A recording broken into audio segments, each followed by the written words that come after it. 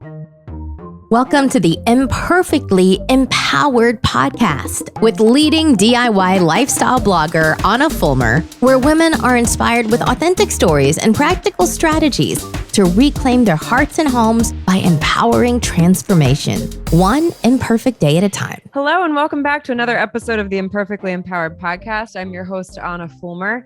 Today on the podcast, we have Karin Jakubowski.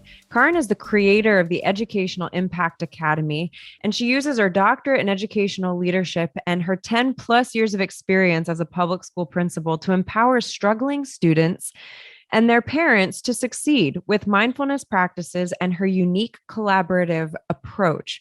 Welcome, educational game changer, Karin Jakubowski. Karin, welcome to the podcast. It's so good to have you here. I see, are you in your office right now? Yes, I am. I love it. You have such a cute office. My principal's office was definitely not cute. I break a lot of rules. Everyone not meets that me I and was they're like, in the principal's office a whole lot. no, but it's people meet me and they're like, you're the principal, you're the nicest principal I ever met. My principal was mean and old. And like, it's just funny how we have this like stereotype of a principal. And I kind of break some of those molds, but it's all That's good. so funny. I have to laugh because when I introduced you, for those of you listening and watching, I always ask my guests the phonetic spelling of their name on my sheet. And Karin gave me the phonetic spelling of her first name, but not your last name. And I'm pretty sure I probably butchered it. So just for the sake of all of us, how do you pronounce your last name? Jakubowski. Jakubowski? Yeah, Jakubowski. That's so funny. I've never phonetically I was pretty close. I it. said Jakubowski. Because everyone always butchers my first name. So that's the only one I focus on. And that's fair. Yeah. And it's funny that you said that I didn't phonetically put the Jakubowski because I just get stuck on it because everyone calls me like Karin. I get so many. Anyway, I was just I totally get it. My parents gave me Anna spelled Ahna. They like doomed me for the rest of. I know. I'm like Anna, not Anna. Anna. Like even I mentally. No worries. Just think the movie Frozen. Yeah, no one's actually gotten my name right so often. Like because of the movie Frozen, people are more likely to try Anna, which is interesting. Yes. Yeah. Maybe they'll put Karin in a movie. Oh, they should. Keep it's dreaming. I like it. Karin. It's pretty. I love asking this question. When you look back to your younger years, can you see yourself being in charge of a couple hundred kids? Like, were you the kid that somebody would have been like, oh yeah, she's going to be a principal one day? Or were you the kid that was sent to the principal's office and it's like shocking that you are now the principal? Well, actually, a couple of things. I was really bad as a kid. Like I was in like second grade and I stole crayons. Everyone says I say it wrong. Crayons, from someone in my class and gave it to the girl who just came to school as if I bought them for her. Like I have such a giving heart that I give away other people's things. I'm so generous. I take your stuff and give it away. Oh, it's so bad. And then I think it was in first grade as well, first or second grade. And I was sick and I missed the lessons or whatever. And I came into school and we had a test and the girl's spelling list was under her chair in front of her. And I cheated. Like, I didn't know, like, I don't know I'm not here. So yeah, I cheated. I lied. I stole things. Oh my gosh. I was like a bad kid. Yeah. So what's funny is that when I became an assistant principal, because I know what it's like to be a bad kid and feel bad, I hated that. And so I learned a positive approach to discipline before I became an assistant principal. And it just synced with what I believe because I hated the way I felt when I was bad because you were treated bad and you were treated like you were a bad person. And I make that clear between kids today. You're not bad. You did something unexpected, but that you're not bad. So I helped them with that because I struggled with that. And then on the flip side, I actually would line up my my stuffed animals in my room and teach them with a little chalkboard. So early on, I saw myself as a teacher. Yeah. And then it wasn't until I was teaching and sometimes didn't always have the most respect for my principals and bosses. And I was like, wait, the difference between you and me is just like some education experience. Like, so my impetus to go for become a principal actually was because of what I saw that I didn't like, which is whatever. It may not be the best thing to go for, but I wanted to create an Well, environment not where kids love necessarily. I mean, if coming. you see a need, Oh, someone I has was to be like, the change. I want to create a school where the kids love coming. I mean, it's elementary school. The rest of your life is darn hard. Like life is Yeah. tough. Elementary, like you should be having fun still. So let's Yeah. figure out a way to do everything you're supposed to do. And so I just love those kids and I just love them. Like I felt good when there were those people in my life who just loved me unconditionally. Yeah. They're such formative years too.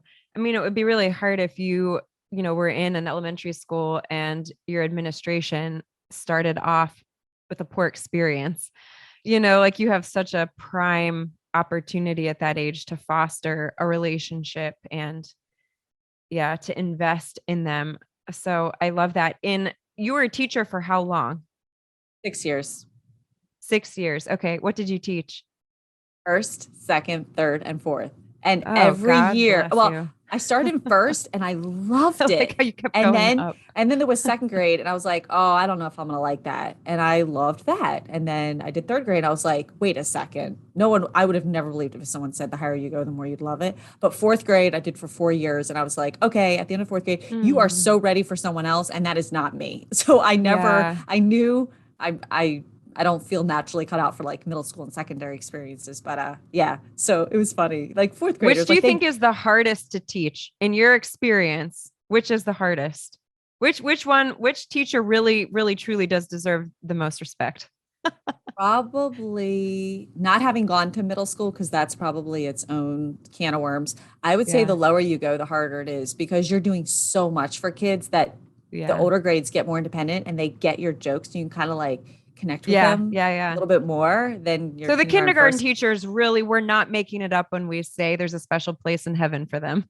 Yeah. And when my fifth grade teachers have to sub or do something with kindergarten and first grade, they are like, oh, I take my hat off to you. I mean, they realize, whoa, you guys It's do a kind of lot. like babysitting. I mean, and yet you still have to teach. I mean, it truly, I have so much. We just had an open house at my kid's school, and I have a third grader, a first grader, and then a will-be kindergartner next year. And my youngest, Lily, was like, where's my classroom? We got to see my daughters, my 9-year-olds, and then we got to see Caleb's, my first graders. And then Lily was like, wait, where's my classroom? So we went down to the kindergarten wing, and we were like, well, this could be your classroom next year.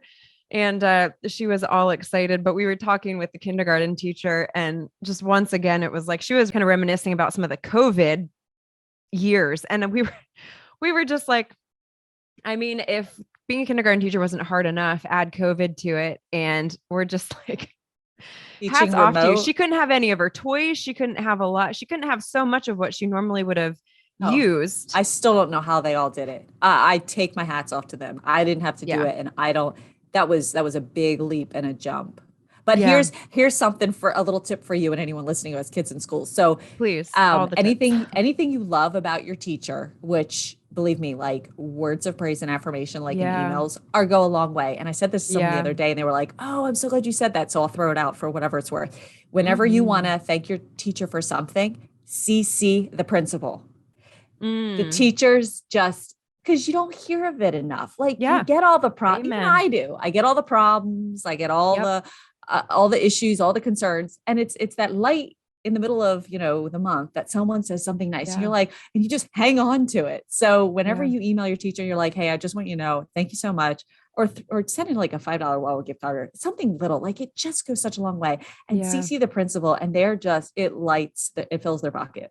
Them up. Yeah, I love that. It's so true. I mean, the same was true in medicine. You mostly just hear problems. And then of course, your leadership has to pass it on, especially if it's something that's truly, a problem. But absolutely, that one positive comment. Yeah. So I love that. So there you go. Everyone listening, if there's anything, or maybe ask your students, that might be a good idea too, is just simply ask them, what is it that you love about your teacher? Write that into an email, CC your principal, a bright light in their day. I think that's a beautiful. So easy, free, right? Yeah. So easy, free. And yet it just goes such a long way. Because unfortunately, we remember the bad things, and that's what we talk about. And it's like, let those fill those moments with good things, so the teacher has more good things to think about you. And then when you have a problem or concern, they might come with a little bit more understanding with you because it's not, oh no, oh no, oh no. But Right. if you've couched it with some things, they're like, okay, that's all right. Let's figure out how we can solve this problem together. Boom. Wow. Amen. What a positive Constructive connection. criticism is much, much easier to swallow when you know that you have been bolstered by a lot of positive praise. So, amen to that. What would you say, what has been your greatest challenge in your career? Can you think of a time as a really young teacher or as like a first year principal? Is there a memory that you have where you were like, made a major mistake, you learned a lesson from it? You know what's the hardest thing that I have faced being, I'll just pull principal out for the example here is, so I was on the younger side of being a principal and assistant principal. And I only taught for 6 years. And so people really calculate how much experience they think you have and how much they think you are able to do the job of leading a school, and when people have come from a principal who has a very strong instructional focus, which the principal who started this school that I'm currently in, she hired the staff and she trained the staff. So they are like at their A game, right? And I actually never thought of myself as such an incredible instructional teacher as much as like an incredible supporter and encourager. So yeah, there's those parts of the job that I know aren't my strength. And so people easily kind of want to nail you for that because it's just easy to find things that aren't so right or great. Right. And it's been really tough just still standing up confidently, knowing that people kind of like use that against you in a way. But yet there are parts to me where I can encourage and support and inspire kids to become more than who they thought they were today. Like I always felt like I was that better as a teacher than the instructional piece. And then there's that phrase that you hear, put out there and comes around again. Kids don't care how much you know until they know how much you care. And so I really built that sort of care into it. And when I was a teacher, I had a Tuesday talks on Tuesday where kids could come in like right before the bell started the day. And we would just sit and talk and chat. And I would just connect with them. I love that. Because I just wanted to figure out, what makes you tick so that I can make whatever we're doing something you can get through. Because some kids really struggled from my experience over the years to do this thing we call school, which is what I call it. And it's hard. It's not, we expect them to do a lot and come in knowing and doing a lot in different areas. But yet how much as adults do you find people who are excellent at math, excellent writers, excellent readers, like, hello, we all are like, oh, I'm not good at that. Right. But in school, somehow we expect the kids to be good at everything. And that's really challenging and difficult. And so I like to highlight other things you're good at and strengths and character traits that we don't put enough focus on these days. And actually those are the traits that people in jobs want their employees these days to be able to connect with others, problem solve, all these things that we don't put a lot of weight in and sometimes don't even count on a report card. And yet those are the things, really skills that, the future leaders of our country are going to need.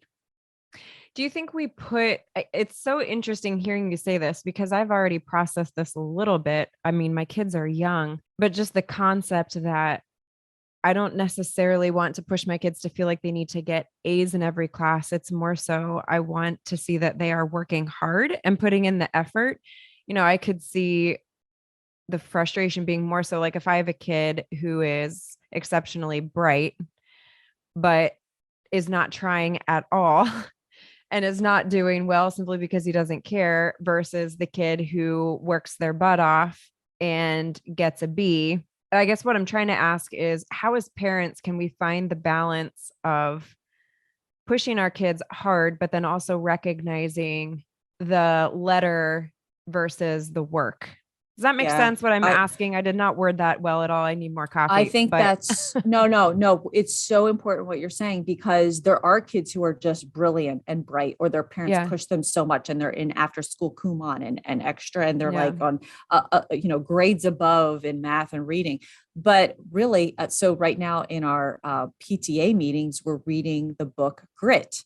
And I can't even think of her name, Angela Duckworth. Oh my gosh, this is so great because she did multiple studies where she found it wasn't just the kids who were smart naturally and that natural talent that got kids far.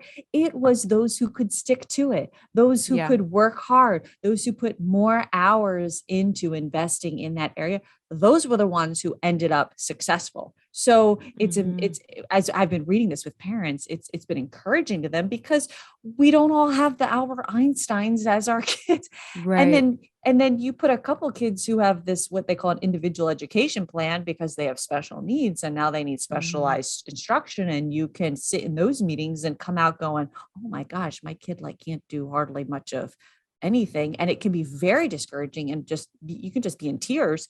So it's so good to hear that, you know what, the other characteristic traits that your child does have, whether they're an artist or a creator or you name it, those are the things we want to foster as well, because that's what's going to help them get through all those difficult and boring moments of school that they might have difficulty with. So yes, parents, it's so important. I mean, obviously you do your work and you do your studies and you put your time and energy into it, but your kid is at school for 7 or 8 hours working hard.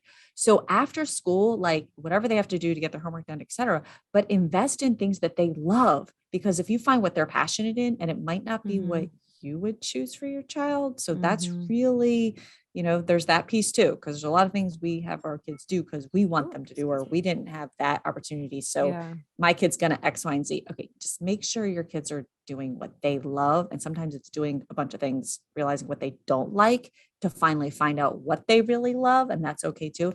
And so there's two really key pieces here, find things your kids love because it'll help them get through the boring moments of school that might be difficult for them. And two, that grit, yes, that stick-to-itness.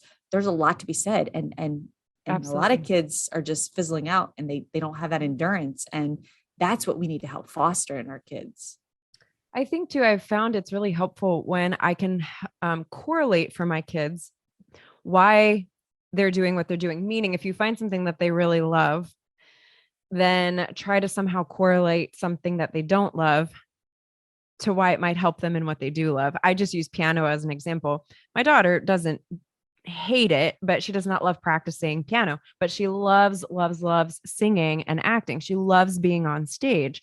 So I tried really early on in her piano to help her understand that, you're not taking piano lessons to be a pianist.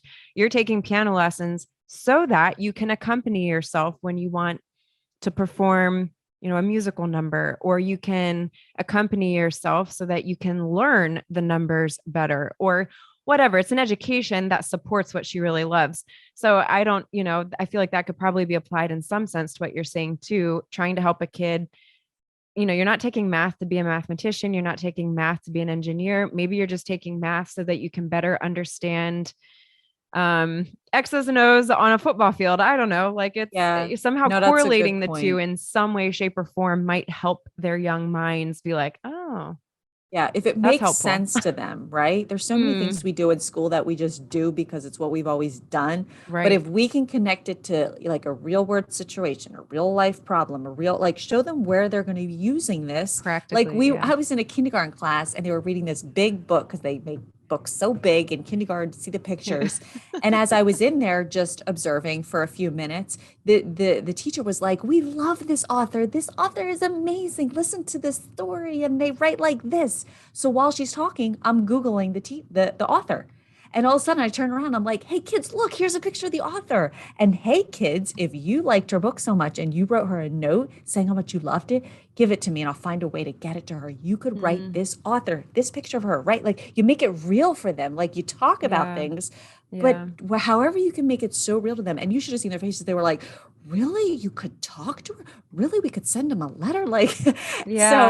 Anything to really make it meaningful for them. We always do something better when it's more meaningful. Yeah, absolutely. Absolutely. We're going to take a really quick break, but when we come back, we are going to chat more about Karin's expertise, specifically when it comes to empowering struggling students and parents to succeed right when we come back from this break. You have tried it all. Worried you will never lose the extra weight or reclaim the energy you once enjoyed? Want to achieve fat loss without spending hours in a gym or eliminating entire food groups from your diet? Well, now you can. In the virtual Faster Way to Fat Loss with Anna, my 6-week fitness and nutrition program, You will learn how to pair effective 30-minute workouts with all-natural, evidence-based nutritional strategies to leverage what you eat and when you eat to reset your metabolism and burn fat fast, even that stubborn belly fat. I am a dual certified nurse practitioner passionate about teaching sustainable strategies to promote fat loss and prevent disease. I have cheered on thousands of clients who have done just that with the Faster Way program. In my 6-week program, the average client currently sheds 7 inches of body fat. 93% report more energy and 89% state that their mental health has improved. 100% of clients report they feel this program is sustainable. Curious to try the program but not sure if the strategies will work for you? Try the Faster Way strategies for free. Head to www.hammersandhugs.com and sign up for my free 7-day fat loss accelerator course today and start your own transformation story. We are back here with Karin Jakubowski. We clarified that earlier here before the break. And first, before we talk about her expertise, we're going to play a quick round of this or that. Karin, it is very simple. You're going to get 2 options. You just pick one, this or that. Cake or pie? Cake. What kind of cake is your favorite? Oh, that's a tough one. But the first one off the top of my head, a strawberry cake with like sponge cake with whipped cream. Oh, yum. A strawberry sponge cake with whipped cream. That sounds like delightful. spongish cake or maybe yellow cake, but like fresh strawberries and whipped cream. Ooh, Yum. that sounds delicious. Now my mouth is drooling. Would you rather teach English or math? Oh, neither. I'm kidding. English. Actually, legit. Neither, but English. Fine. I wasn't good at What would you math. prefer to teach? Like, is there one subject you loved teaching? Well, social studies, because I would come alive with it. And the kids would be like, they would call me Dr. J. They'd be like, Dr. J, you should be an actress, because I would just make the stories come alive. Because you like the history and the good for you. And they're always like a story. So you could like change your voice. You could be like, oh my gosh, listen to this. And then that happened. And you can be theatrical with it to get their attention more. And it was just fun. Oh, good for you. History was always like, some people are going to unsubscribe to my podcast for this, but like history just, it always drove me nuts. I'm like, why are we learning this now? I have an appreciation for the past, but I bet it was your teachers. Like, well, how is this going to benefit me? I think it's me the teachers that really helped me love it. That is true. And when I was in college, I had an excellent art history teacher, and it was because of him. He made it so fascinating. I can see that if you can make the past come alive in a really interesting theatrical way, like what you're saying, I can see how it would have been much more entertaining. Okay. Kindle or old-fashioned book? Oh, the book for sure. Would you rather have a personal yacht or a private jet? Oh, probably the jet, because I can travel farther quicker. And I have so many places around the world I want to visit. So you have your private jet. Where are you flying to? Oh my gosh. How long do you have? Like Greece, the south of France. I was going to say the first South place America. that comes to your mind. This is where I'm going first. I have so many places. My dream is to travel the world. Like there's so many amazing places to see. And I'm like, I should be able to go see them. Yeah. Greece is up. Yeah. The Mediterranean. I'm with you. I'll join you. I'll take the yacht. You take the jet. I'll meet you there. And then we can travel. I do like the Mediterranean water. Sea on my yacht. Yeah. Cat or dog? Oh, actually neither. That's fair. I'm actually in the exact same boat as you. I mean, I guess if I had to choose, probably a dog over a cat. Yeah. Same. I would take a dog over a cat, but we didn't grow up with animals and we've never had a pet. Neither my husband nor I did. So I always say I'd rather another kid than a pet. There you go. Maybe that's why we're going to have 4 kids. There you go. Okay. Last question. New York or Paris? Oh, Paris. Cause I've never been. Because you've never been. And you're wanting to travel the world in your jet. So of course, right. We're going to Paris. There too. I've actually heard it's not that nice. Maybe I think I've heard that a little too. I've heard people go to the Eiffel Tower and they're like, oh, that's it. And I'm like, oh, what a letdown. Like everybody thinks it this big thing. But anyway. I have heard that. I have multiple friends that have said that. Anyway, I have not been either. It's on my bucket list to go to France. Well, as much as we could talk about our world Let's travel. travels one day, next time you come on, I'll We'll ask start you another where podcast. or Traveling the traveling world. throughout the world. Yes. Karin with her jet, me with my yacht. I'm in. So back to students, back to our struggling students here. So you have found mindfulness practices have drastically improved student performance. And I loved reading through your website and seeing different student testimonials on how specifically they've been able to apply these practices. Tell us a little bit more about this, how you discovered that this was so beneficial, and how do you apply it to empowering struggling students and parents really to succeed? Tell us a little bit about that. So Anna, so this is my 10th year as an administrator, started as an assistant principal into a principalship. And every year I literally would look at my educational diagnostician and my psychologist, and I'm like, what is wrong with these kids? Like, they're coming in with more and more mental health issues. Yeah.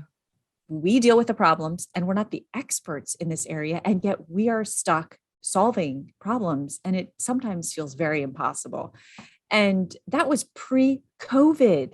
Right. I was saying this pre-COVID for several years. And then I'm always waiting around for the state to do something to bring in more mental health supports, and nada. I mean, you just hope something will change, and it doesn't change. And then one day my school counselor said, hey, my daughter, goes to the neighboring public school to us, and they have a mindfulness coach coming in teaching the kids mindfulness lessons. And I'm like, what is that? That's interesting. And she's so excited about it. Like, what's going on here? So she's like, Karin, I really think we should, maybe pilot this lady in our first grade. Like, let's just pick a class. So that year, at the end of the year for 6 weeks, we put together some grant money, some other money, and we got this mindfulness coach to come teach mindfulness, whatever that was, to first graders. And the teachers were like, what are we doing? And what is she doing? And we have to do what? And I'm like, you just have to watch and observe. You're just in the room. You don't have to do anything. I mean, they were like not into it. I was like, what do we have to lose? It's She such thinks a it's vague amazing. concept. You think mindfulness for a first grader, and we throw that word my first grader can barely sit on his stool without falling off. Like, so mindfulness is happening here.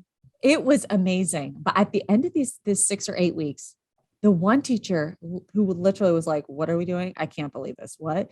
By the end of the 6 weeks, she's like, Karin, I can't believe I'm saying this. I'm using the practices she's teaching us for myself and my kids at home, as well as my classroom. And I was like, are you serious? Like, I saw teachers do like a 180. Kids were going home and parents were like, my child is teaching their sibling these breathing practices. And I was like, seriously? You can't even get a kid to tell you what they learned at school that day. And they're coming home teaching someone else something they learned at school that day. Like, I was just so drawn to it.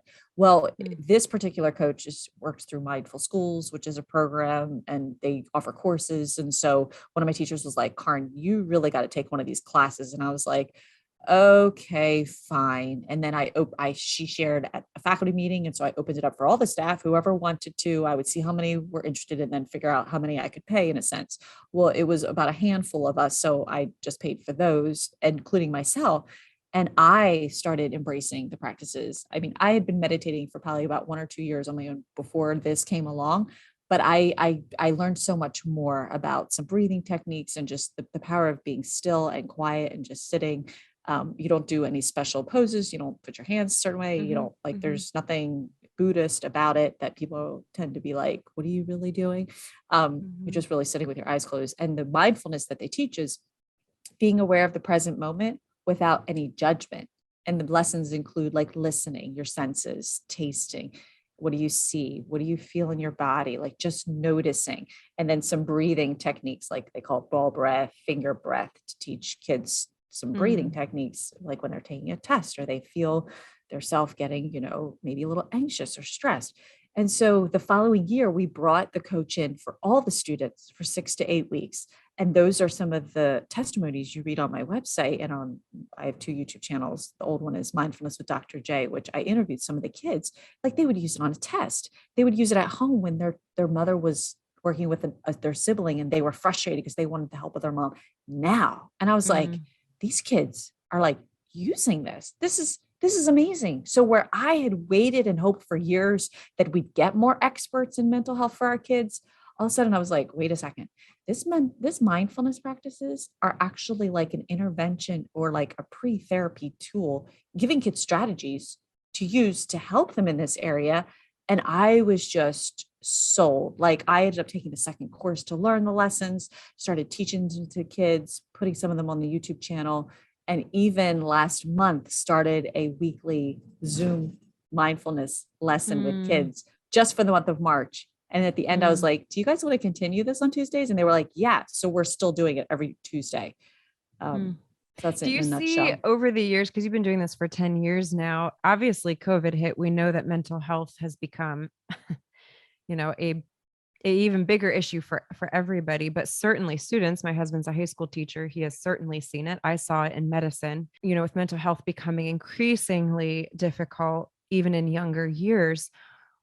In addition to that, though, with COVID sending us even more virtual than social media was already doing, tell me, in your experience, what impact are you seeing sort of the virtual world, including social media, on mental health, on kids, and what can we be doing as parents to help combat it?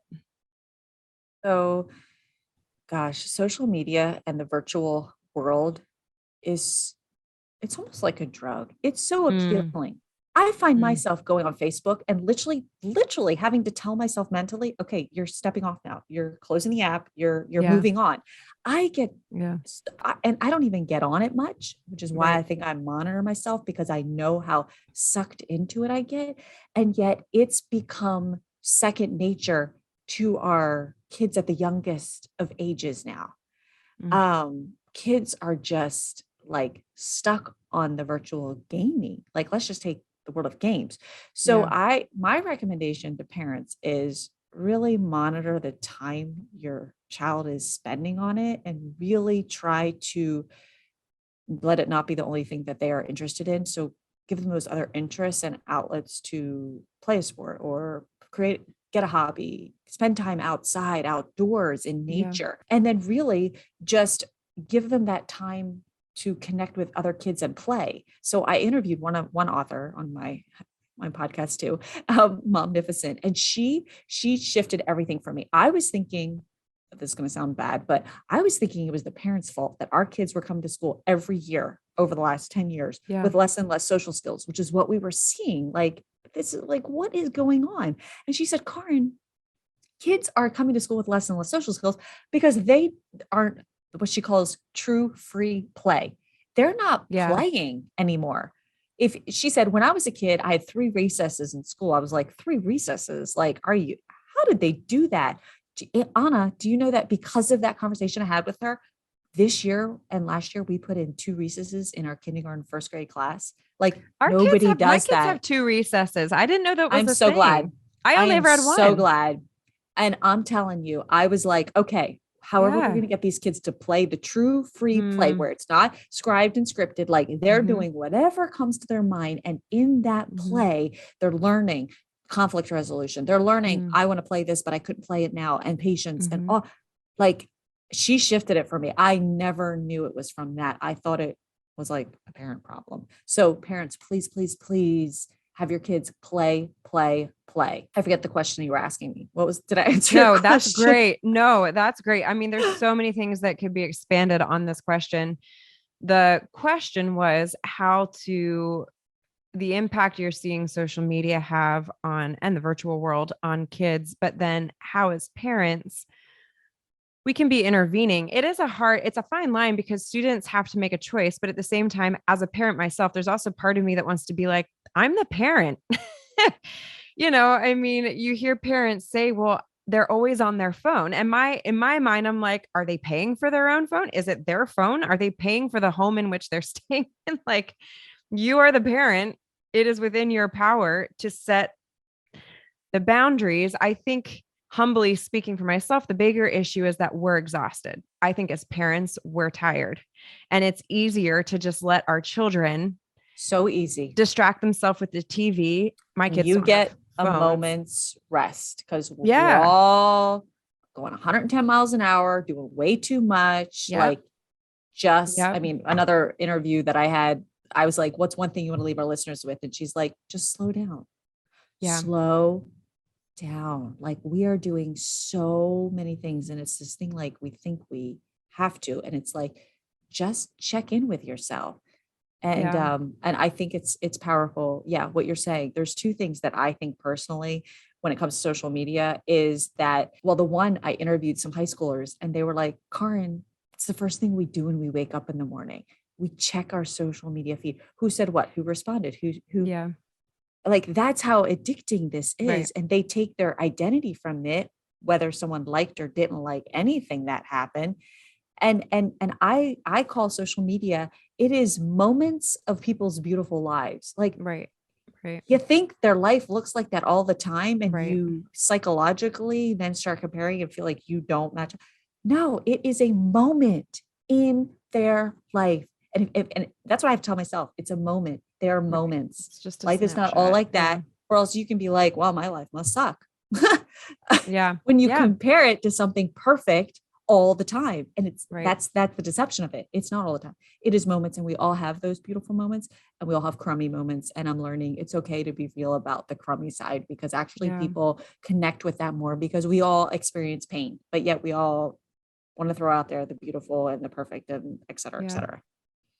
Yeah. And I want to throw out there too. I mean, phones are, my kids are younger right now. For me, the conversation is more TV and limiting that type of entertainment. But I think even phones, my husband and I have already been trying to integrate this as adults, because when our kids do have phones, we will implement this, but we're going to have a charging station that'll be in the main area of our house. This is what my husband and I currently do. And then when we get home or our kids are home, we put our phones I do. My husband's getting better at it. He's getting better at it, but putting it in a kind of a home-based location where it stays there. So it's not constantly in my pocket or, readily available. And it's much harder for me to just go check my phone because I have it in our kitchen at a home base. And I think that's one way. If it rings, you can still hear it. Like, your kids can still hear it, but it's not just on their person all of the time. So it gives them some separation, or else that social interaction never ends. And it's like you're saying, even as teenagers, there has to be some sort of separation. Free play, it might look different as they get older, but so that's one strategy. Find a home base for your phone. Keep it out of your bedroom. I did a whole different podcast on that. And then another thought I would have for the elementary school kids that we do is, it's work sometimes, but it does help in the end if you keep at it, is instead of entertaining through TV, our kids don't watch TV Monday through Thursday. They only get TV on the weekend. And then we force them to read. We get asked a lot, how do you get your kids to read so much? And we're like, because we don't let them watch TV. It's just a no. And sometimes I am really mad at myself that I have implemented that rule. I know. But we force them to read. We all lay on the couch and we read. And Awesome. my youngest, who can't read yet, she draws. And That's and I awesome. lay and read with them, so I like love my own that. book. I'm not reading to them. I'm reading my own book. They're reading their own books. So I'm still getting a break. Anyway, I'm throwing that out as options, something to I love implement if you that. can. Yes, that's so good. And if a parent is listening and they're like, so what age should I let my kid go on social Great media question. or have a phone? And I interviewed a guy who, oh gosh, he had so much to say about the pandemic and teens and anxiety, and oh my gosh. And he from his research, they say the age is 13 that you may consider allowing your kid to go on social media. I still think that feels young.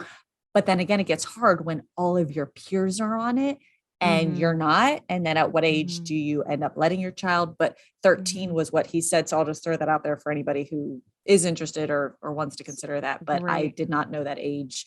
And again, it always feels like it's too young than what it should be. But I know. I'm sure we'll change ours. We're like, not till you're driving. And you can't drive till you're 21. So I'm just kidding. Geez. I know it's got to be really tough and hard, but you're right. Valuing the in-person things and things like reading, just try to keep a mix of it, keep it balanced. Maybe just balance is a word to think about. And it's quiet. It's kind of like what you're talking about with mindfulness. It's slightly different, but it's still that sense that it's not filled with noise and constant motion and moving pictures. And it's a book where they're now using their imagination or they're drawing or coloring. There's still a sense of rest and stillness. as opposed to just the noise, the constant noise, even if it's just like information, that social media is, or the internet is, it's just noise in our brains constantly. You have this phrase that you use, and I want to kind of wrap up the conversation with the concept of connection before correction, and then pulling out from that being the foundation of kind of how you've approached everything in your academy that you've created, in all of your resources, which is what I'm so, have so much respect for you and how you have approached these things. Tell us about connection before correction. You've touched on it a little bit, and then give us, if you're able, your 3 best tips for empowering struggling students specifically. Connection before correction. So it all comes from this positive behavior approach that I learned like 12 years ago from Dr. Ablon. He came to the state of Delaware. He spoke to 6 school districts, and I was on a team from my district that went. And ever since I heard it, I was like, yes, that is the way we should be handling kids with behavior issues, because it synced with my low self-esteem that I thought of myself probably when I was in trouble so many times as a kid. And it's like the underdog. And it's like, I guess I have such a heart for the underdog because I kind of was one. And so I really, really like, I'm in their shoes. When that kid's in trouble, like I know what they feel like, because I was there. And so the connection before correction was, I think that my school psychologist, it's out there. It's not really anything that new, but what I ended up doing as an assistant principal was all the kids that had the most behavior referrals in the school, I ended up having lunch with them once a week, and they could bring one friend, and we would play Uno. It's crazy. Kids kindergarten, 5th grade love Uno. It's the easiest, simplest thing. So we'd eat lunch and we'd play Uno, and we would have such a good time. And I'm like a kid at heart, so I just like laugh and like literally shoot the breeze with them. Like no pretense, nothing. We're just connecting, right? We're just having fun. Wherever you are, there I am. And we had so much fun. And it might have been the highlight in their week, because they were kids who tend to get in trouble a lot. And then people see them as the kid who's always in trouble. And then they get this whole rapport and see themselves a certain way. And I never wanted that to happen for them. So I would have like these fun times with them and invest in the trust between us, so that when they got in trouble, okay, you know what? You really can't do this. And they would listen to me, and it wasn't so like, oh, you're the assistant principal, or we're going to the principal's office because we're in trouble again. No, it was a connection so that they could actually learn from the situation. And then my 3 like takeaways for kids and parents with your kid who's struggling, maybe academically or socially or behaviorally. The first thing is practice not talking to your kid when you are upset. Just start there. We always I regret it when I yell. We had international exchange students, because I don't have kids of my own. And I would end up getting frustrated with them, like getting ready for school. And I have a meeting, and I have an important meeting, and I woke you up and you're still not in the car. So the times I would get upset and frustrated or yell, etc., I always felt bad.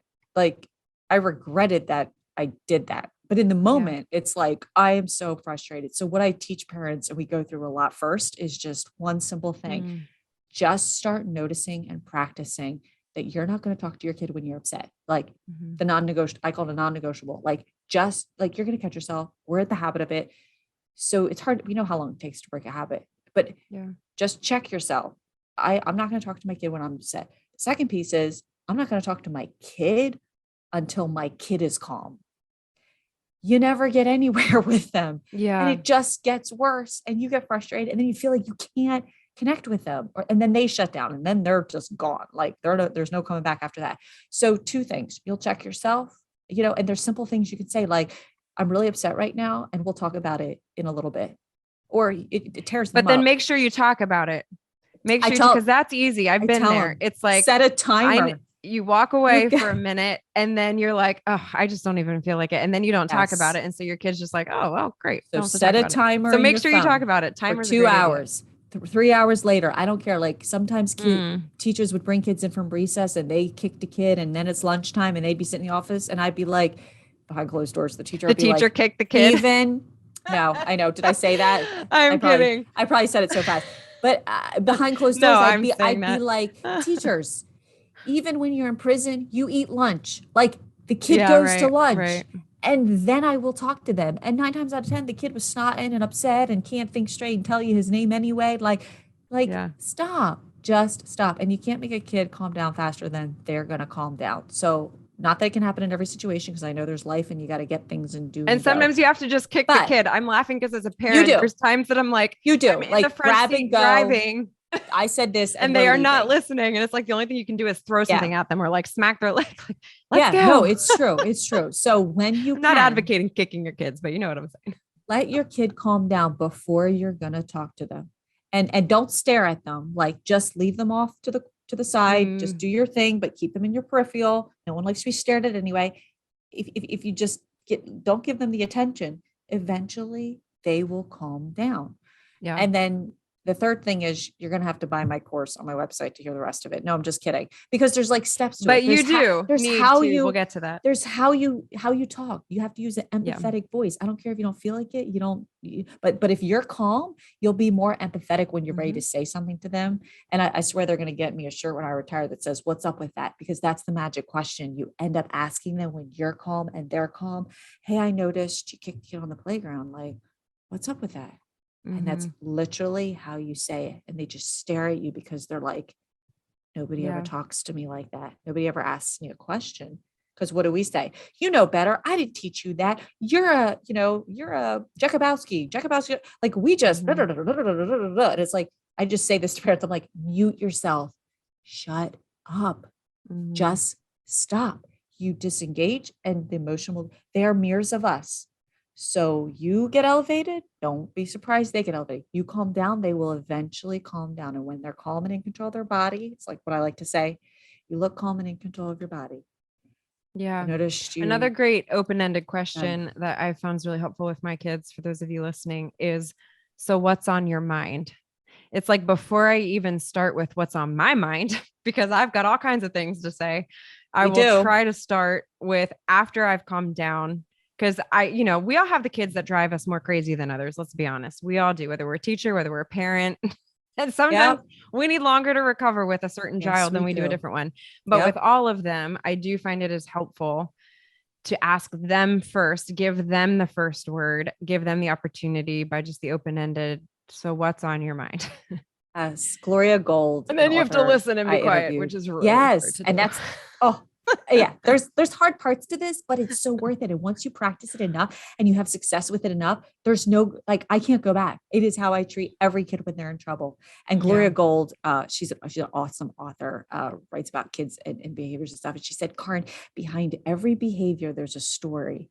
And this process gets to the story. And I am always amazed at the story behind the action, because sometimes it's not related to what I saw in that instant. Right. And you get to start unpacking the real need. And could you imagine if you really knew the need of your child and not just what you saw happen, but get to the root of it? Like, who wouldn't want that? Yeah, that's beautiful. And then I think it also speaks to the idea of, even as a parent or as a teacher, you can learn to be proactive as opposed to reactive. Because if you can address the underlying behavior that initially, or the underlying story that initially caused the response, it might be helpful to help prevent it again in the future. Maybe they can learn from it, because kids, either it's a problem to be solved, and that's the problem solving process you go through, which has more steps to it, or it's a skill they need to be taught. And we can't assume the kid knows how to do it. Even if we feel like we've taught to them a million times, it could be something they need taught one more time. So it's either lagging skill or it's a problem to be solved. Yeah. And sometimes you just repeat yourself over and over and over again. Yeah. It makes me laugh. Sometimes I find myself getting more and more ridiculous as like I'm repeating. My daughter she's such a fighter, my youngest one, and she refuses to put her seatbelt on. We're slowly getting there. Like, she still sits in like a booster seat, and she's such a booger. And it's like a seatbelt. It's a big deal, and I worked in a trauma ER. I've seen the horror stories. And so it just, every single time it's this battle. And the other day, she just is such a fighter. She's like, well, mommy, I'm just going to do the top bit. And I said, no, you need to do 3 points, all of them. Do the 2 bases as well. No, I'm only going to do one. And then she said, what's going to happen if I don't? And like my reasons are getting more and more ridiculous. I'm like, just put the stinking thing on. And then she said, well, what happens if I only put one on? I'm like, you'll lose your leg. Like, what? I like was laughing to myself. I was like, the conversation was getting more and more ridiculous. And I was sounding like the stupid one. Anyway, all that to say, sometimes we do just sound like you just have to keep plugging away. You really do. Keep plugging away. Every parent. And doing teachers. The best you can. God my gosh. Teachers and principals. Seriously. Okay. Tell us about your course. You have this incredible course. You also have a podcast. We want to know all the places that we can find you, but tell us a little bit what we'll find. Yeah. So my website, Educational Impact Academy, has the course that I finally recorded because I've taught it live twice. It's a 6-week course, 1 hour a week. And so you could sign up on my website for my email list. So you get the next email. I launch the course live. Some people like it live on Zoom. Like, let me phone in, let me listen. If you're like on the go, just give it to me while I can. Then I recorded the course for you. So take it at your own pace. And the podcast is Momnificent, and it's any and all things related to raising kids, just finding authors, specialists, former heads of school, high school students, just across the country, just bringing information to you where it's easy, it's quick, on the go. Give me something I can use today. Great. And then I take all those and put them on my YouTube channel. Educational Impact Academy is the YouTube channel because some people like to watch it. Others like to listen. Yeah. YouTube, you can do both. So it's on several platforms, whatever works for you. But I have a Facebook group called Happy Moms, Happy Kids. And I just post in there twice a day, just inspirational things and little videos and some snippets of interviews if you can't hear the whole thing. So ton of different ways. I'll give you all this information to put in the description notes. And yeah, if you ever have a question or you want to know something more, shoot it my way, because that's how I bring in more guests to what the parents are looking and need help with. I love that. Yes, all of this is going to be on the podcast show notes at hammersandhugs.com. And the educationalimpactacademy.com is her website. And then the course is there. If anything that Karin is saying is resonating with you, and listen, I have students and they're only in 3rd and 1st grade and it's resonating with me. So I can imagine what she's saying is resonating with a lot of people. I highly recommend checking that out, signing up for her course, and certainly follow her on social media. Karin, it's such an honor to have you here. I love chatting every time that we do. Me too, Anna. I'm like, oh man, we're done. This is so much fun. I have to like cut my answer short because I'm like, this is so fun. We need that jet. Where's that jet? Yes. Karin and I are flying to Europe. We'll see y'all later. Watch out. It's coming. Kids not coming. Kids staying here. That's right. And Daddy can get you to put your seatbelt on. There you go. Oh, the day she finally does it. Oh my gosh. Amen. We're going to look back and be like, are you serious? It took us that Praise long. The Lord. Or just to Our like, job will be done. Come to have it. Thank you so much for joining us for this episode of the Imperfectly Empowered podcast. It is my honor to be here with you. I am so grateful for each and every one of you. If you are watching on YouTube, be sure to click the subscribe button below so you don't miss a show, and leave a comment with your thoughts from today's episode below. If you are listening via your preferred podcasting platform, would you help keep us on the air by rating our show and leaving an honest review of your thoughts from today? In case you haven't heard it lately, your story matters and you are loved. This is your host, ahnafulmer, and I will see you here next time on the Imperfectly Empowered podcast.